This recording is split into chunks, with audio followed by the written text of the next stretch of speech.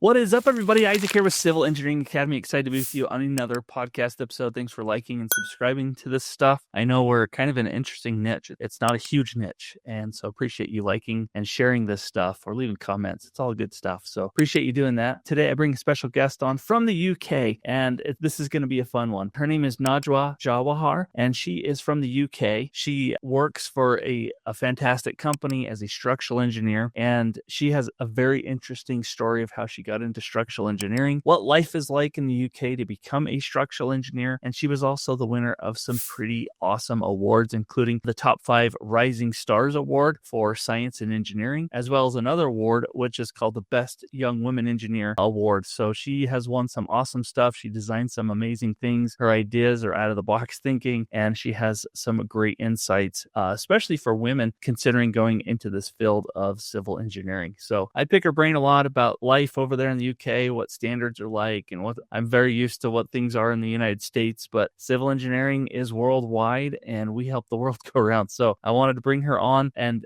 find out what it's like over there and get her life experiences. I think you're going to find this interview super interesting as much as I did, and I can't wait to share it with you. So without further ado, I will go ahead and shut up. Let's get to my interview and we will see you in a minute. Bye.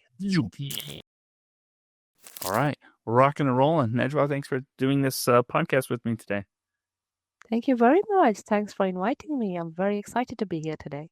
Yeah, I know we almost live a world apart, halfway the world apart. So this is going to be a fun interview. I want to learn all I can from you and your experiences. So thanks again for doing this. I appreciate you doing it. I always kind of start these out kind of for you to explain your own background. How did you get into this world of engineering in the first place? Kind of give us a hint of your background and upbringing and where you're at today. Yes, of course. So I will say I'm a very, very curious person, and that's exactly why I've ended up in engineering. But taking a step back, so I was born in Saudi Arabia. Then very soon after that, my parents moved to Pakistan. So I was raised in Pakistan. So I went to school over there, did my usual maths, chemistry, physics, and all the local subjects. And I did something called matriculation, which is equal to GCSEs over here. And I have no idea what it is in USA. So, so that's what I did. So let's say secondary school, I think so. Yeah. And we should tell the audience you're in the United Kingdom, you're in the UK. So I'm in the United States and Utah, you're in the UK. We're like half a world apart. So it's early morning here. It's later Halfway there. through the day here.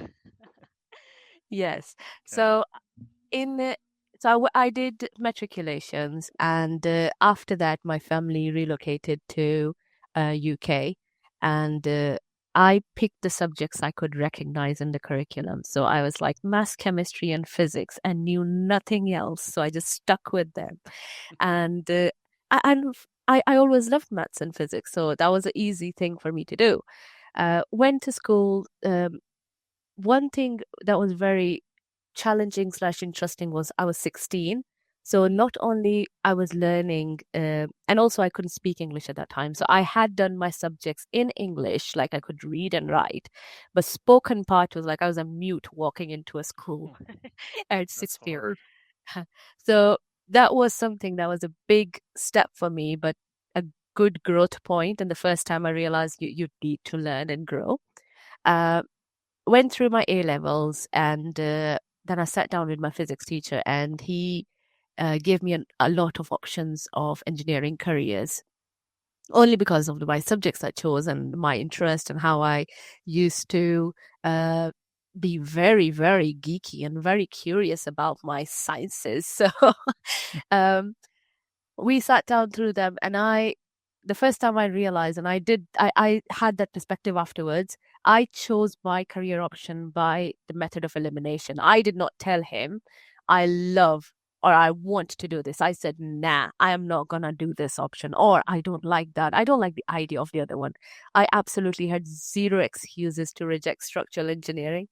And that's how I ended up in structural. So took the plunge, went to uni, did chose. I always knew I'm going to have high qualifications. I chose masters to start with. So we have a 4 years program over here called CEng.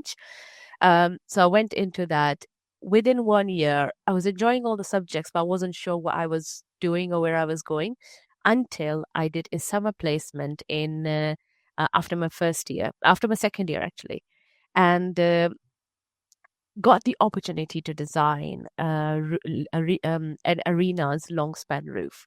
And that's where it started to connect together. I was like, this is it. Now it makes sense why I used to open all the remotes and all the gadgets at home and disassemble them.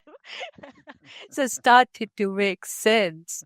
Um, and when I went back to uni, I chose engineering or design specifically for every module, because in your master's you have to do, or in your bachelor's as well, you have to do dissertation as one of the modules.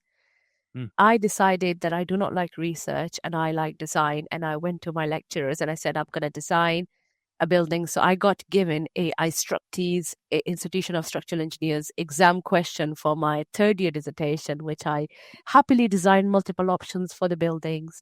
And then for the final year dissertation, I chose IStructE was running an international design competition at that time. So I chose the brief for that and carried on designing I called it COSAO, so City of Sudden Wind. So I use the technology of CSP technology, like the central tower, the concentrated solar power panels around the field, and then it reflects light into the center. I use that concept and I said, I'm designing a whole city which will have buildings going from small height all the way up to tall buildings at the end in the shape that it forms that dish curvature form, and it reflects all the light to the central tower, which I chose a 640 meters high tower. And this is all where all my innovation and excitement was coming out, and no practical sense of anything. So that tower was 640 meters tall, and I put molten salt at the top. um, we'll never do that again. Because god forbid if it breaks, everyone will melt. But that's what I did, and submitted that for my dissertation, and then I also submitted that for the competition, and that was my first award that I got for Wow. the undergrad category. So that's how I found my passion, my background into engineering. So, wow, there's a lot to unpack there that I'm curious about. I know there's general differences between getting your structural engineering degree in the UK versus maybe the United States, but in general, I bet the coursework is all very similar. I'm curious, you know, what's the process? Maybe highlight the process a little bit of how do you become a professional engineer there too. So professional engineer over here is you complete your degree. So if a lot of the courses in the UK are accredited, so they are recognized by the Institution of Civil Engineer or Institution of Structural Engineer. So if you're someone who loves designing, you tend to go towards iStructE rather than ICE. ICE is more general. It gives you option to go into more civils related sectors, but some people from structures also tend to go down that route. I went with structures because I was pure nerd about building designs. So once you complete your degree, it's recognized. So you join as a graduate onto the institution. Then you have some people apply at 3 years, some at 5. So between 3 to 5 years, you gain the relevant experience, but you also start recording your experience and your evidence, and you do those quarterly reports to record your evidence, and you sit down with your mentor and you prove where are you in terms of your 13 objectives. And ICE has 4 objectives, and you sign them off throughout the process. Uh, Being the ad hoc person I am, I actually went with a retrospective route. So I did not write anything down I took 5 years, 4.5, 5 years, only because I was doing a lot of other activities at the same time. So I wanted to not push myself with this. But once you have all the evidence, you submit an application, and then they ask you to submit a portfolio and ask you to come for an interview. So once you clear your interview, then you sit an exam, which is 7.5 hour exam. So for iStructE, they say that it's the most difficult exam you do as a structural engineer in your life. So I would never want to do a 7.5 hour exam again. I know the process has changed in the recent years, but the overall requirements are pretty same. Who administers that test? It is the institute itself, and they have assigned invigilators who are part of different panels. Okay. Is it paper-based or computer-based test? Paper-based. So what you do in this test is you do everything you would do in a building design from concept all the way to Yeah. construction. So you have 7 hours, and it's like doing a specific process. So like it's like exactly what you would do. You get a brief from a project, you identify what the challenges are, so you identify what the big question is. You then write down them and then highlight where the problems can be. Then you present two viable solutions from it. So for viable structural solutions that need to be distinct, once you've done and then you do concept design for it, do very high level concept design calculations to prove that your solutions are viable. Then you do the second half of the paper, which is the detailed design calculation. So you need to have your processes sort of ready in your calc. You choose two or three different key elements where you want to show the skills that you are able to do it. So if you're designing a building, don't go for a simple beam. Choose a cantilever if you have one type of thing.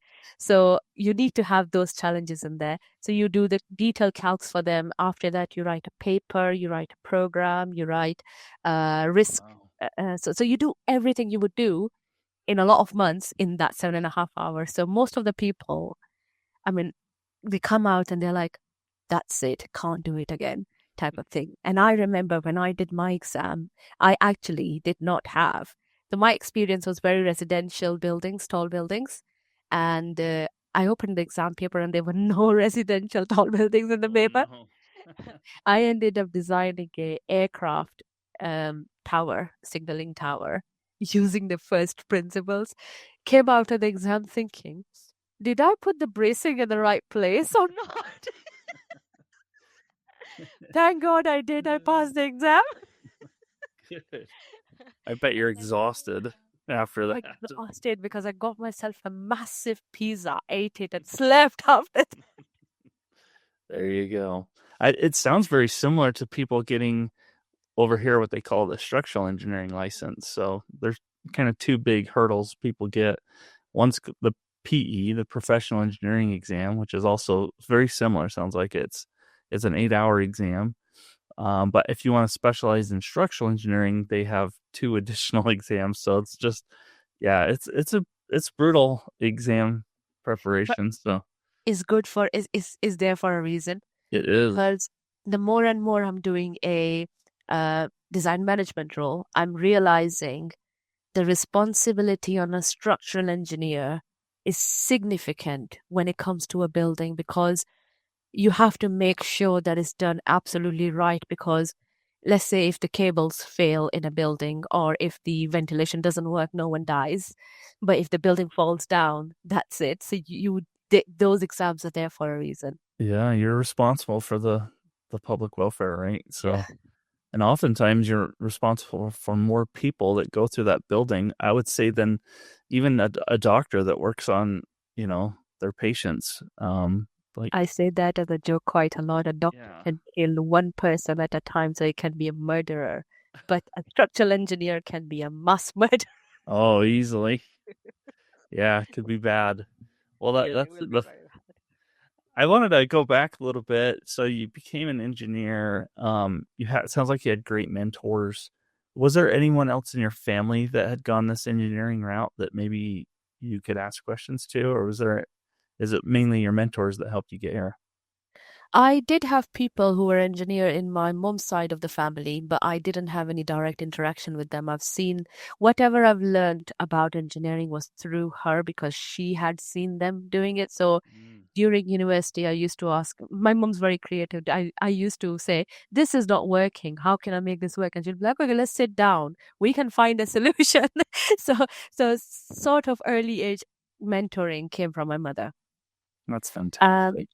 and then through my career is different people I worked with. So the senior engineers who welcomed me into the company and then answered my what I call stupid questions. I still ask them.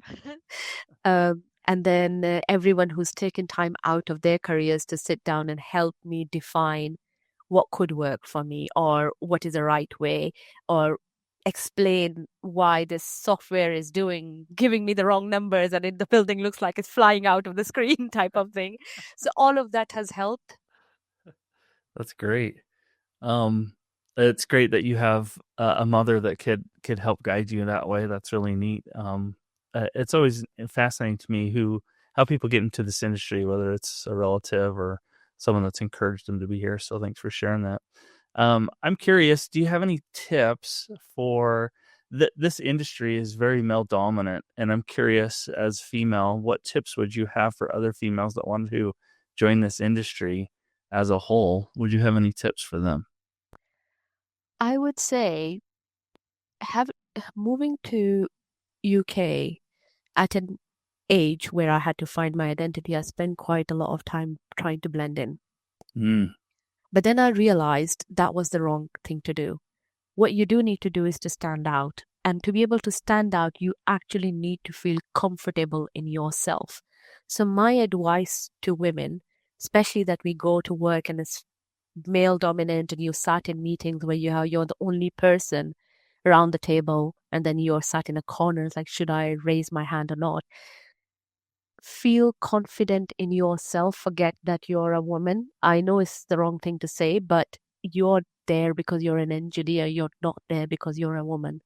And they're not there because they're a man. They are there because they sat through the same qualifications, same experiences. So use that as a strength. Be yourself and then focus on what do you want to get across. And that's what I'm doing myself quite a lot. I often have to remind myself that I'm there and I deserve it and I'm there because I have a purpose. So I need to deliver that purpose, and I can only do that if I'm the best version of myself. And that's my advice to everyone else as well. that's fantastic advice. I appreciate you sharing that. Yeah, I mean, I remember when I was going to college, there just wasn't, there was probably two girls in the whole classroom, and it's just a very hard industry for them to, I don't know, break into. But it's if they're there, the opportunities are wide open for them, and don't shy away because you're equally qualified. Mm. If you're an engineer, you're an engineer. So Yeah. good advice. Well, you got recognized. It sounds like you mentioned one award, but you were recognized as one of the top 50 rising stars in science and engineering, and you won this Best Young Women Engineering Award. Was that the city that you just described for the award that you won, or was it something else that you won that? No, those are different. The so the top 50 was, I think when I was senior engineer, and that was 5, 6 years into the industry. Mm-hmm. And that was a combination of the projects I was working on, and my role as a role model to inspire the next generation and bring more women into the industry. So that's what fed into that role. Okay. And the women in sort of the European Award, WISE Award for Best Woman Engineer, that came for the technical experience and contribution to the industry through the projects I was working on. And that actually came at the perfect time because um, I sat my chartership exam a few weeks after, which means winning this gave me the confidence to go and deal with that exam paper. That's great. So it gave you a little boost, huh? Yeah. It was like, yes, I can do this. That's awesome. I imagine winning an award like that, you know, not only boosts your, confidence to take an exam, but just as a whole, could you talk about winning something like that? Like, how did that make you feel? It makes you feel that all the challenges you had and you had overcome were real, and you've actually proven, not to yourself, but to everyone else who had doubts. And I would say the biggest person, I am my biggest enemy. I'm Mm, the most difficult to myself.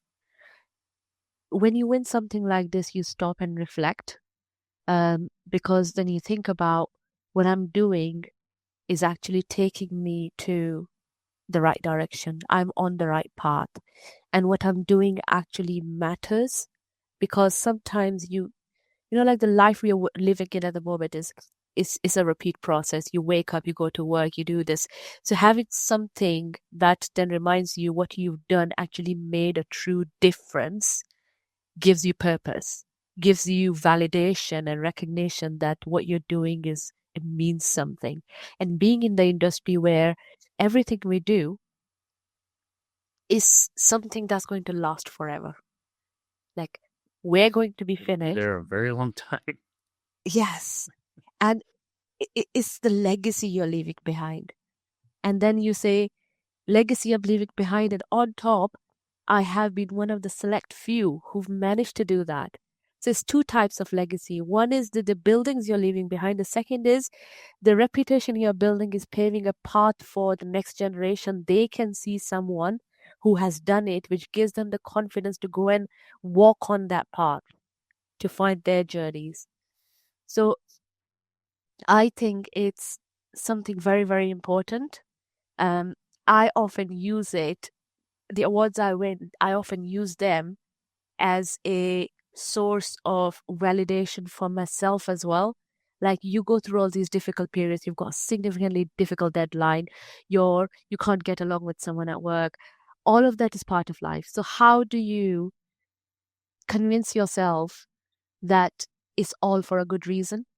And for me, looking at what you achieved inspires myself to go and say, I can deal with more.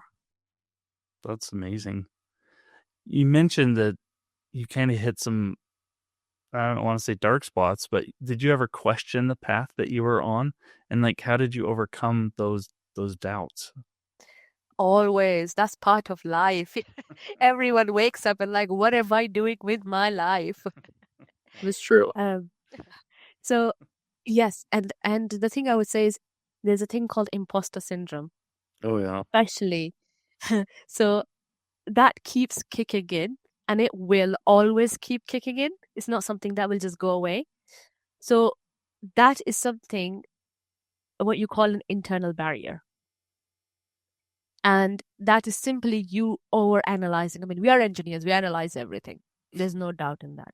And we will analyze it to the point we're like, are we on the wrong path? Are we doing something wrong?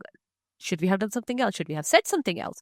So all of that can make it significantly difficult, which means I've been in position where I'm like, did I choose the wrong field? Am I supposed to be doing something else? Should I have been in a business or anything else? And then you go down that rabbit hole. Yeah. To come out of it, you need to step back and reflect on the things you have done. And internal barriers, I would say, is a very big point. I have many, Yeah. many. And I remind myself that there are enough external barriers, so I don't need to create any more internally. Let's get over those internal ones. Yes. Good points. Well, a big part of being a structural engineer is, the environment that we live in. Sustainability is a big word that pops up all the time. So I'm curious, as a structural engineer, how do you believe structural engineers affect those things, the environment, sustainability, those kind of buzzwords that circle structural engineering? We are at the heart of it. We designed the structural engineers, we designed the buildings which are going to stand there forever. So they need to be durable, they need to be flexible for future, they need to survive the climate change. And we've seen where the world is going. It needs to be there after all of that. So I would say the role of a structural engineer is absolutely key. And that's why we now do embodied carbon calculations as a part of routine to see what's the impact of the building we are designing. How do we minimize the embodied carbon to reduce the impact? Is it really necessary to build? Could we find a site, or could it be a project which is refurbishment? If it's an existing project, does it have to be demolished? Could it be part demolished? Or how do we minimize that? So structural engineers are part of those key discussions, and they need to be there because they can influence the decisions for a long-term difference. And then if you think about helping the clients understand their role, convince them that why it needs to be important, because sometimes the developer might say, I need a short-term return on investment. So how do you convince them that they also need to think about what this asset would mean for the wider community benefit? Quite a lot of clients would come and say, yes, we know, so let's work together, let's achieve this net zero. So yes, they are buzzwords, but they're also becoming reality at a very scarily fast pace. Very true. What do you see for advancements in this field that because you're on the front lines of structural engineering? What are you seeing are some interesting advancements, or maybe a short-term future, like what's coming our way? What are you seeing that's in the industry? I mean, in the industry, the recent thing that's picking up quite a lot is changing from new construction to refurbishment. So there's a lot of existing assets in the cities which can be renewed and can be given an extended lifetime life cycle. So that's the focus at the moment. So how do we use those buildings rather than starting from scratch? And having worked on a refurbishment project myself is brilliant. It's a mystery. You remove a plasterboard and you find 10 other things you've never seen before. So Right. it's exciting from that point of view as well. So that's where the market is going in terms of refurbishment. But then also we are understanding use of materials, Mhm. um, efficient design, where we used to say, oh, it can be 80% utilized is a history now. It needs to be 100% utilized. No redundancy in there. So it needs to be, how do we reduce the amount of material? So that's changed over the last 15 years, I would say. I've seen it changing. Um, Resilience design, so the weather have changed quite a lot. I mean, as I said before, in UK you would see rain in the morning and then suddenly 5 minutes later and then the rain again and then flooding somewhere else. So Very true. climate is out of control. A lot of countries are flooded. So all of that um, is telling us where the future is going to be.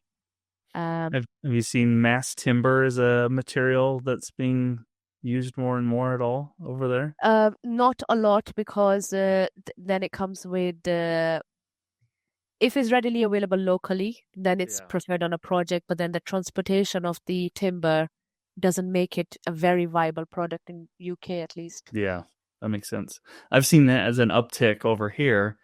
There's more and more interest to use mass timber as a material to start building even taller buildings with. Like they're really trying to test that out. So Yeah, it it's not the most viable solution for tall buildings just yet.